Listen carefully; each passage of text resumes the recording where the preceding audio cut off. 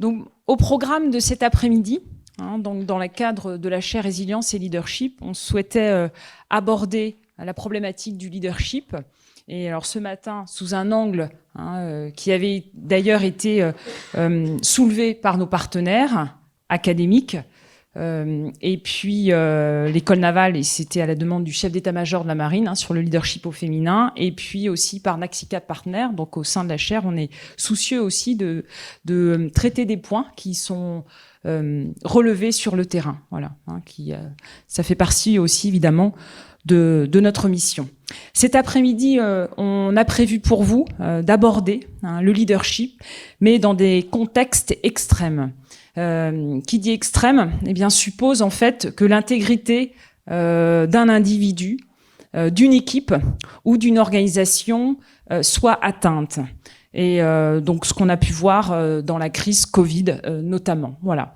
Et l'un des chercheurs les plus renommés sur ce domaine-là, sur le domaine des contextes extrêmes, et qui d'ailleurs nous inspire beaucoup au sein de nos travaux, et notamment, par exemple, je pense à la thèse de Laura, à Sinatiran, qui du coup s'inspire de la typologie qu'a fait le professeur Anna sur différents types d'organisations. Alors je pense, professeur, il est en ligne avec nous, et j'espère que vous apprécierez parce qu'en fait, il nous fait le grand honneur d'être présent parmi nous, alors à distance, mais il est là, voilà, professeur, et qu'on a eu tout à l'heure. Et il a ce double profil qui nous intéressait particulièrement parce que c'est une sommité au niveau académique. Je vous le dis, nous, en tant que chercheurs, on s'inspire de ses travaux, mais c'est aussi un praticien qui a éprouvé le terrain des opérations en contexte extrême. Donc, à ce double titre, on est ravis et surtout honorés d'accueillir le témoignage du professeur Anna. Voilà. Alors je vais parler en français parce que pour des raisons de traduction, on m'a dit que c'était plus aisé que les traductrices fassent la traduction simultanée. Et donc, si vous voulez bien, le professeur Anna, du coup, évidemment, parlera en anglais. Et puis, toutes les questions seront plutôt en français par souci de traduction. Professeur, je vous cède la parole et c'est un honneur de vous entendre et que vous soyez parmi nous cet après-midi. À vous, professeur. Merci. Thank you very much. And can you all hear me okay? It's okay. Yeah, thank you. Good, very good. So I'd like to thank the conference organizers and supporters for inviting me. It's great to be here with you all today. As was said, I've been thinking about leadership in extreme contexts for quite some time. I served in the United States Army for 27 years as an infantry officer and retired as a colonel in 2012. But I've also been a scholar for 17 years studying leadership in extreme contexts. And I hope today to share a few thoughts with you that I hope will help to organize your thinking about this important topic. If we could please put up my slides, I'd appreciate it. Now, I was asked to focus largely on an article that I published in 2009, which was titled Leadership in Extreme Contexts. And what it was is this article was an effort of some eminent scholars to come together and to really try to create a typology or a framework that would promote other researchers to spend time and efforts focusing on studying leadership in this type of a unique context. And that would allow us then to hopefully advance research in an area that really was not very well researched for quite some time. And the overall intent was really to generate research. We have my slides, I hope.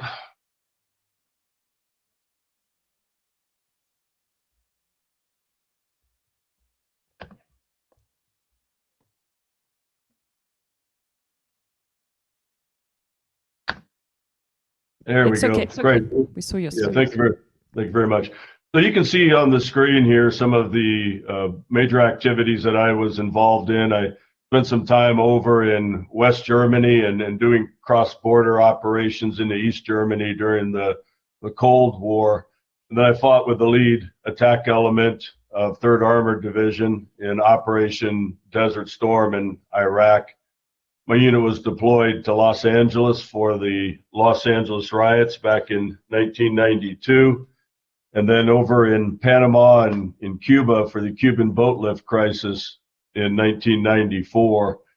And then I was left the infantry for a while and did a few tours at the Pentagon. And I was in the Pentagon on 9/11, and after the attack was assigned to restore the organization that had the highest casualty rates in the attack. We lost 84% of our people in an organization called Resource Services Washington, which was directly where the plane hit. And I was assigned to stand that organization back up again and get it back into operations. And then I was asked to be a West Point professor and was sent to get my Ph.D. in leadership development, and went back to West Point, where I was the director of leadership and management programs there for a few years. I've been at Wake Forest University now for the last decade, studying business leadership and focusing on that, but again, integrating these concepts of leadership in extreme contexts, because businesses now, as you all know, are living in quite a VUCA world. If you haven't heard the term VUCA, it's used quite a bit now, but it stands for volatile, uncertain, complex, and ambiguous. So it describes contexts that are evolving and changing and shifting. And I think that businesses can learn a lot from organizations like fire and police and military that operate constantly in these VUCA environments. If I could have the next slide, please. One of the things that we did in this article that we published in 2009 was to differentiate the difference between an extreme context and an extreme event. And I think it's a very important difference. A lot of people talk about them as if they were the same. So if you take, for example, U.S. Army units that are deployed to Iraq, they would be in an extreme context, because there is the possibility that in that context that different extreme events might happen. But the reality is, just because you're deployed to a combat zone does not mean necessarily that you are personally under threat or your organization is under threat. Matter of fact, the majority of units will stay in base camps where they have basketball courts and Burger Kings, and things like that, where they can have televisions, and they're not necessarily eminently in danger. But those same units then may leave the compound, go out and conduct combat operations, and be exposed to extreme events. Now, obviously, there's different psychological and social phenomenon happening depending on whether one is just in a context or an event. Similarly, if you think about fire services, for example, you could have firefighters that are staying, at their precinct headquarters, waiting to be called out, and that would be for them an extreme context that they need to be vigilant, they need to be prepared, they need to be able to react quickly to anything that might happen. But it's only when they're deployed out into the city to conduct an extreme event when all of a sudden, the danger and the VUCA begins to quickly rise. And so there's this oscillation back and forth often between extreme contexts and extreme events, and different type of leadership is obviously needed during these phases.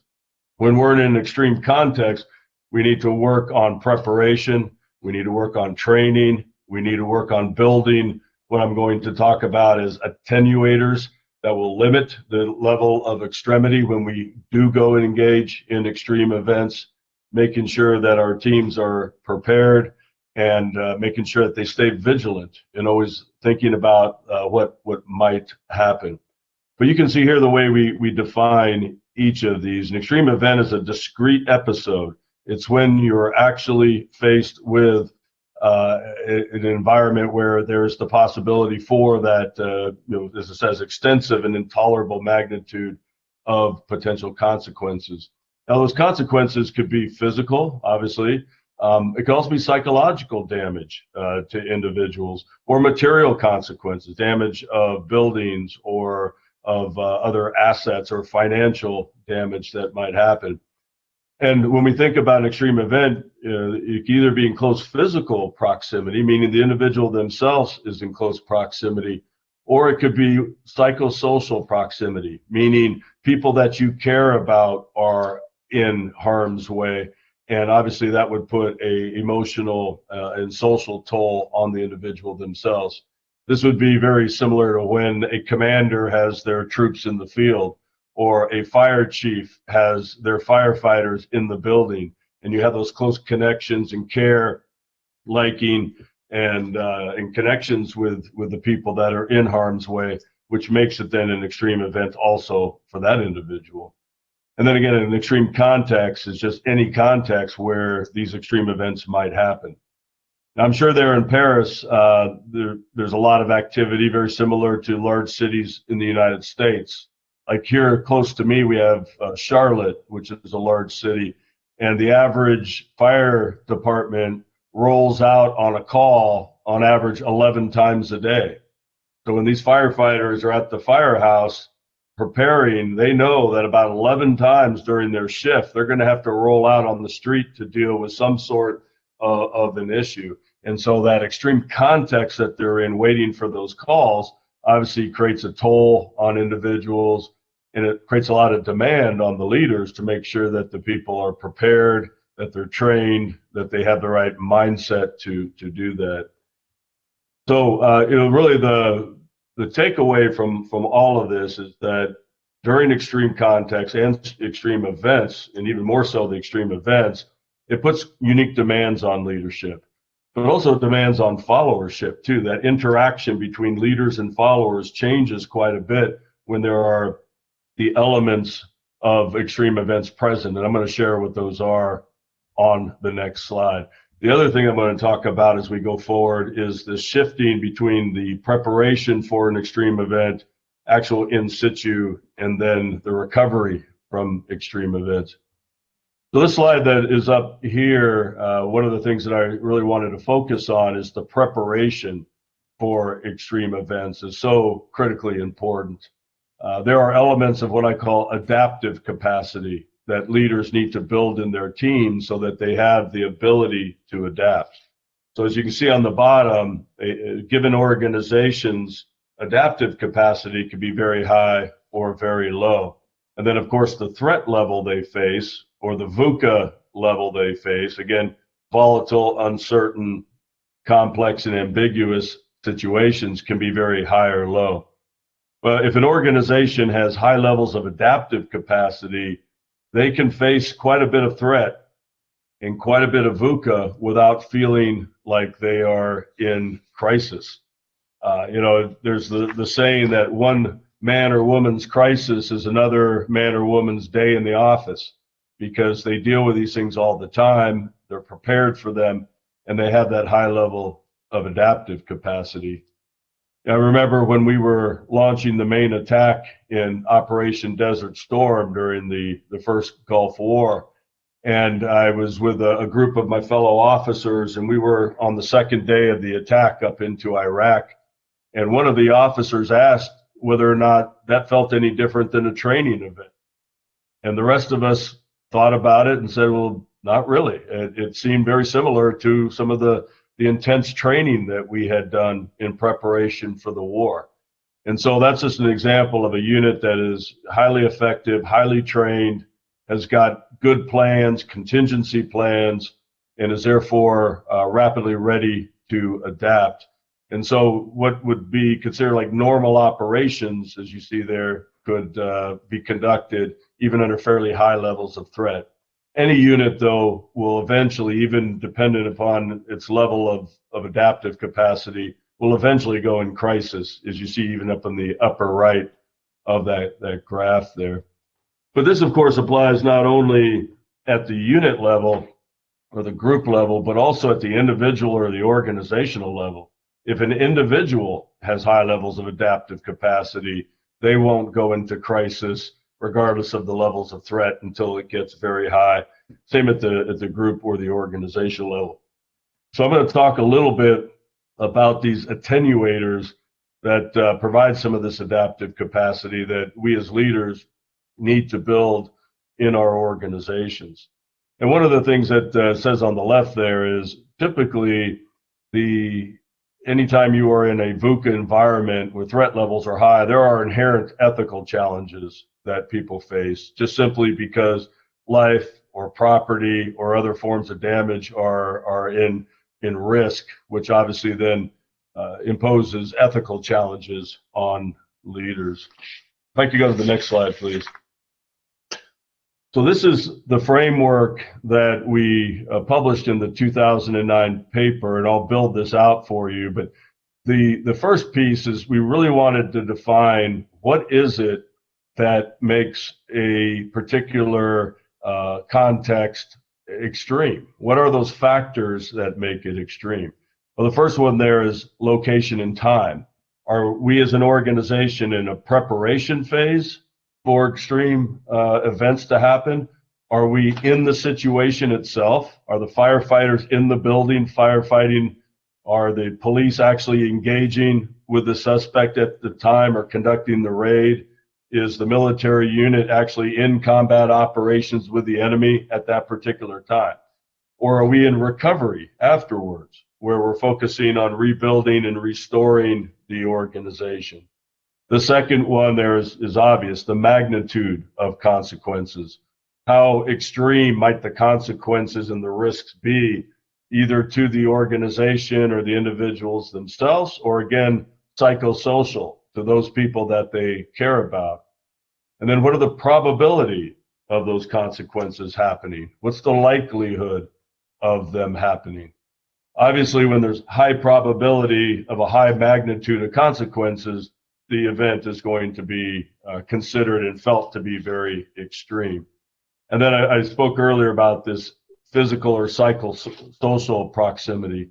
Obviously, when people are physically exposed to risk, they're going to be at their highest level of psychological reaction and or trauma, and maybe a little bit less so when they're in psychosocial proximity to those risks. And then lastly, there's the form of threat. Is it physical threat? Is it possible financial loss? Is it reputational loss, business disruption?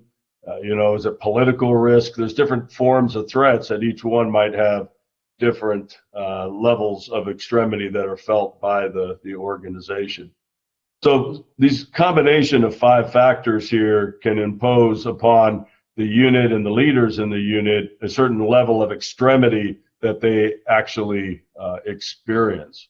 If you could click one time, please, on the slide. Go ahead and make a click, please. And so when the situation, whoa, okay, not that many. When go ahead and go back, please, that first click.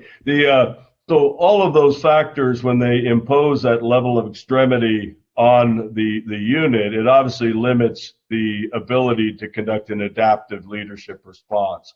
And it requires, obviously, at that point, very effective, very engaged leadership to help the organization to face and overcome and recover from the level of extremity.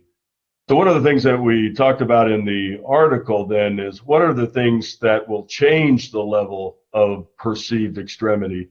And we discuss various attenuators and various intensifiers. Attenuators are things that limit the perceived level of extremity, and intensifiers are things that intensify the perceived level of extremity. And again, I talk about perceived because, again, one man or woman's crisis is another man or woman's day at the office. Right? You look at Medal of Honor winners in the military, for example, the highest award for heroism that you can receive in the United States. And most of the recipients of those awards say, I was just doing my job. I was just doing what I was trained for in that crisis situation. And it does not necessarily mean they were personally perceiving a high level of extremity. So some of the attenuators are psychological resources.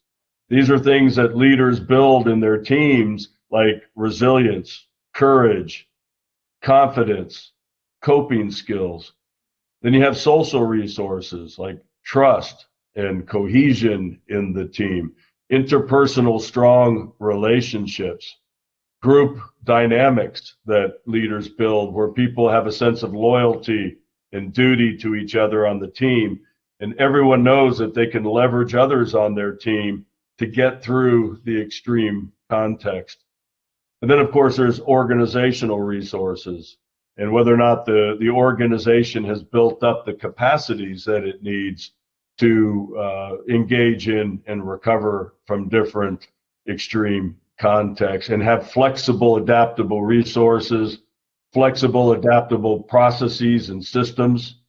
Like one of the things that I really respect about firefighters is they have a very effective incident command system where they can very flexibly bring in different levels of leaders and escalate up the command and control of dynamic fires because they have such standardized incident response and incident command procedures that allow them to be extremely effective. So sometimes it's those processes and systems that also are organizational resources.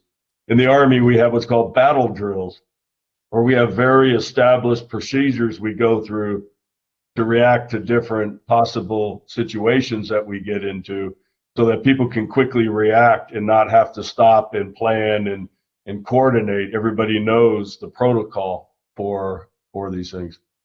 And then, of course, we have things that intensify the level of perceived extremity. One of them is time. Or is it time compression, that we don't have a lot of time to plan or think and we just have to execute? How much preparation time do we have to get ready for an extreme event? Also, whether or not extreme events are happening in such cycles that we gain fatigue over time because we just continue to go through them and there's very little preparation and recovery time, and units get burnt out or battle fatigue over time. And then also there's the complexity of the situation. Going back to this idea of VUCA, is it a highly complex situation that we're having difficulty understanding all the factors present and obviously how to deal with those. So these intensifiers and attenuators will influence the level that those 5 elements of extreme context in those gold boxes there are actually creating the perceived level of extremity. But you'll also notice, we had a slide build here, but we kind of went through all that, but there are second arrows that go past that gold box that says level of extremity, because even regardless of how much it changes the way that we perceive the extreme context, those attenuators and intensifiers will still allow us to be able to cope with and respond to that perceived level of extremity and still be able to execute an adaptive leadership response. They give us those resources even when people are perceiving a very high level of extremity to still overcome that and rely on those attenuators in order to be successful. And then there's those dotted lines going back, which are denoting that the way the leaders respond will hopefully build new attenuators and hopefully limit some of those intensifiers through their effective leadership during the situation. So this chart was never expected to be all complete. It was just a first attempt to begin to unpack and recognize what do we mean when we say an extreme context, and what are some of the factors that we should consider when people are doing research in this area. If you can go to the next slide, please. The other key part of this article was to begin to define different types of organizations that might operate in extreme contexts. And so we have these trauma organizations. If you could click one time, please, just click once. Trauma organizations are those types of organizations that you might use some examples like hospital emergency rooms or ambulance services or emergency medical teams. These are ones that face extreme events on a very high frequency. If you think about being in an emergency room, as a hospital, for example, you might face 30, 40 patients a day or more coming through, and having those cycles where you always have to be prepared to deal with a high frequency and a high probability that during that day you're going to face numerous traumatic experiences. But those types of organizations, they react to events. They're not causing those injuries, they're not causing those situations, they're reacting when they're asked to help people make through those situations. And another thing it's defining there is typically the members themselves are not often at personal threat. The damage or the risk is typically to the patient or to the person that's being served. Now, that doesn't mean, obviously people working in an emergency room might be exposed to illness and to disease and to things like that, or being stuck with a needle. But there are a lot of procedures to try to, guard against those types of factors. And, a emergency room doctor, for example, is not fearful for their life every day when they come to work in an emergency room because of that type of a situation. So trauma organizations are those that really have to be prepared all the time to deal with these types of situations in high frequency. But again, the people are not necessarily at risk themselves. You could click one more time, please. The next type of organization is what we call a critical action organization. These are organizations like military combat teams, clandestine secret type services, maybe police SWAT teams. These are organizations that engage in extreme events with much lower frequency, but of very high consequences potentially, as far as the magnitude of consequences that might occur when they engage. Now, these organizations have to be very proactive because they typically don't react to events, they cause the events. So a military unit going on an attack, for example, they're the ones causing the extreme event, but they're doing so through a choice, through planning, and it's their intention to actually create an extreme event. Or a SWAT team designing, let's say, to take down a drug cartel, they are choosing to conduct that raid on that building to secure those subjects and take down that crime syndicate or whatever. So these are organizations that actually are causing critical actions very purposively. And of course, now there's a threat to the actual members of the team that are very high. The next set is high reliability organizations. And many of you might have read the work from Carl Weick, that he's the one who really coined this term on high reliability organizations. And he talks about organizations like nuclear power plants, for example. But I would also put in there typical police and fire services, and also military service and support teams, those that are not combat forces. These are organizations that have to be extremely highly reliable with a lot of procedures, a lot of safety protocols. They might variably in frequency face possible events, and those consequences could be high or low, but they're very preventive in nature. If you think of a nuclear power plant, for example, it's a very high risk situation, but it's all about preventing, possible catastrophe and having those extensive controls and risk management. It's the same with police. If you think about, not SWAT teams and teams that go and engage with other criminal elements and things, they're just out there patrolling on a day-to-day basis. Their job is preventive, right? To prevent crime, to protect the public, versus causing any type of extreme event per se. They have to obviously have a lot of protocols and a lot of risk management to react if those things do happen. And then lastly, if you click one more time, we have naive organizations. And these are any organization that might be unexpectedly thrust into an extreme event. This is the office building that gets bombed, or the Twin Towers in New York on 9/11, or a building getting taken out by a hurricane or something like that. So these are very low probability events, very reactive, and these type of organizations often have minimal preparation. So again, there's different types of categorizations here, and we can all argue over what kind of organization might go into each. But what's important here, I think, is to really define the type of organization and then think about what kind of leadership is required. How do we need to build the culture, build the team to be able to operate depending on the type of organization? So if we're a trauma organization, for example, we have to prepare our team to be hyper vigilant and just continuously deal with high frequency issues going on in extreme events. And so we have to create a culture where people can sustain over time and repeat through these cycles of extreme events without getting burnt out, without having psychological issues. When we're talking about a critical action organization, obviously we need to build a team that can purposively engage with and destroy the enemy, or be able to purposely cause those extreme events in a way that they can go into extremely high consequence, high magnitude of effect situations and thrive, even though that those are maybe of lower frequency. A high reliability organization requires a lot of vigilance and control and risk management.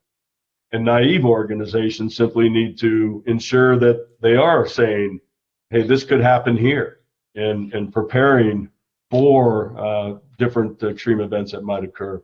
Next slide, please. So here, I just wanted to use an example that, the same organization can also oscillate through these different types of missions. So if you just take some of my own personal experiences, when we went into Operation Desert Storm in 1990, I was part of a critical action organization. We purposively planned the attack and executed combat operations at a time and place of our choosing on the battlefield to maximize combat power to destroy the enemy. That's what combat or critical action organizations do. But then when my organization was deployed to Los Angeles during the riots in 1992, we were sort of a hybrid between a critical action organization and a high reliability organization. On one hand, parts of our organization were engaging with the gangs and the criminal elements in Los Angeles and shutting them down, while the vast majority of our forces were operating like a high reliability organization, trying to focus on keeping peace in the town and limit the social disruption that was going on and protect the safety of the citizens of Los Angeles. Then when I was deployed to Cuba in Panama in 1994 for the Cuban boat lift crisis, that was all about securing and providing the welfare for the 24,000 Cuban migrants that we had picked up at sea and put into these camps. That was totally a high reliability organization environment that was all focused on maintaining security, limiting risk, high protocols, high risk management types of operations. And then when I was serving in the Pentagon on 9/11, I would say that we were a naive organization. Although it was, possibly one of the highest probability targets in the world, I can tell you that the people working there did not feel that every day. And as a matter of fact, we did not prepare ourselves properly, and we did not have the vigilance that we needed. Most people working in that Pentagon were Department of Defense employees. They were civilians. And we did not maintain the level of vigilance that we should. We allowed ourselves to think that this could never happen here. And so when the attack happened, everybody was quite surprised and reacted in a very unplanned and haphazard manner.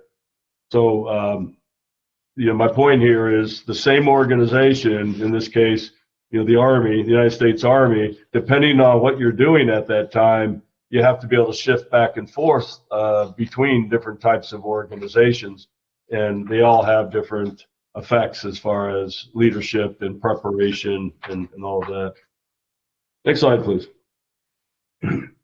So because we can oscillate back and forth between these different situations, one of the things that the article also talked about was the phases of extreme events. So here I'm talking about actual extreme events, not extreme context.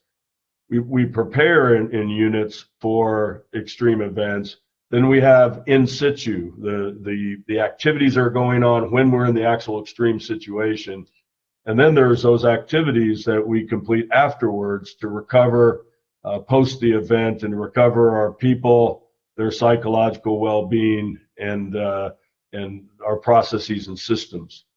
In the Army, we use an acronym P4S2s that you see down there at the bottom, which stands for processes and practices, procedures, policies, structure, and systems.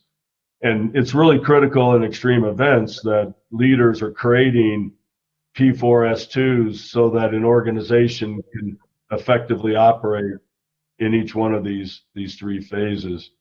Now, the demands of leadership change in each of these three phases, and leaders have to really think about what are the primary duties I need to do, the primary activities I need to do in each phase. So if you could click once, there's this idea of the preparation phase. One more time, please. In the preparation phase, we've got to plan, conduct contingency planning so that our teams have alternatives once we face VUCA. There's a saying in the Army from Field Marshal von Moltke back in the 1800s that no plan survives contact with the enemy. And with that kind of a mindset, we're always conducting contingency planning so that we have alternatives that we can flex to when the situation changes. Here in preparation, leaders need to focus on rehearsing and training. I talked earlier about battle drills or the fire services conducting the incident command practices, that type of thing, so that we have these standard operating procedures that we can use when we go into extreme context. Establishing vigilance, which is something, again, we failed at, I think, in the Pentagon, this complacency that, well, this will never happen here. Building those P4S2s for extreme environments, making sure we have all those procedures and processes and things in place. And this is where we've got to build those psychological and social resources. We've got to build the courage, the confidence, the resiliency, the coping skills. We've got to build that teamwork, the loyalty, the duty, all those other things that we have to rely upon when we go into the situation itself. And then building those organizational resources I talked about earlier to make sure that the organization has what it needs to effectively engage in the different situations it might. If you can click one more time. Now, when we go into the situation itself, a leader is operating, right? We're executing, and we have to manage information. In a typical normal business environment, let's say, or even in the military, usually leadership researchers will say, well, we want to really make sure that we're totally transparent and we give all information to everyone.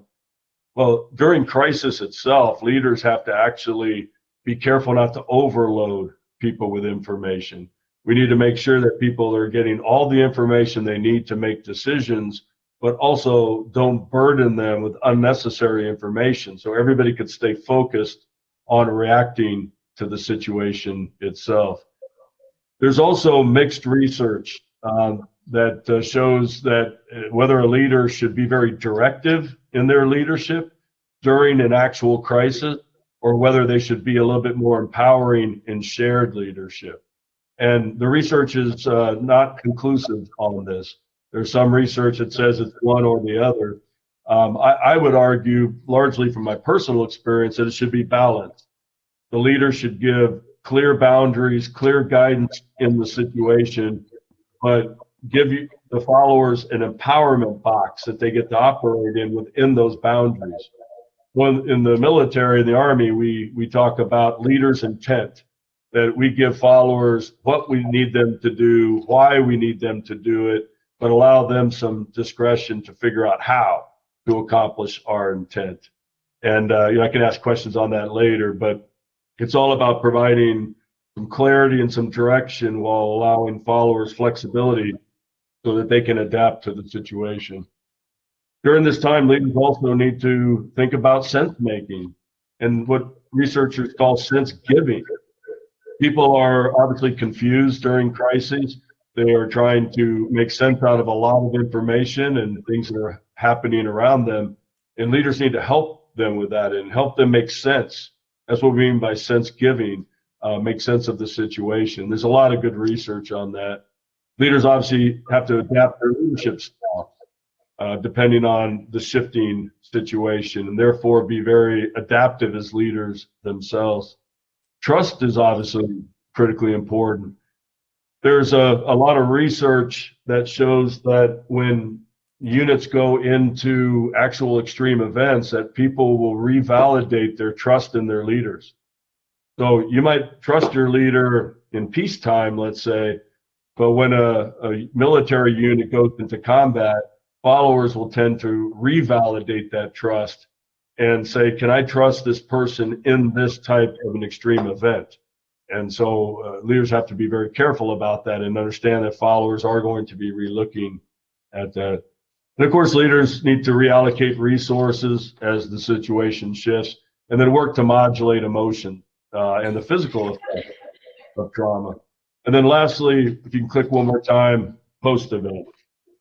So here, post-event, after the extreme situation, leaders need to think about, again, meaning making, helping people to process what happened, why it happened, what we can learn from it, which also gets down to that last point there, after action review, which is asking the unit, let's do organizational learning.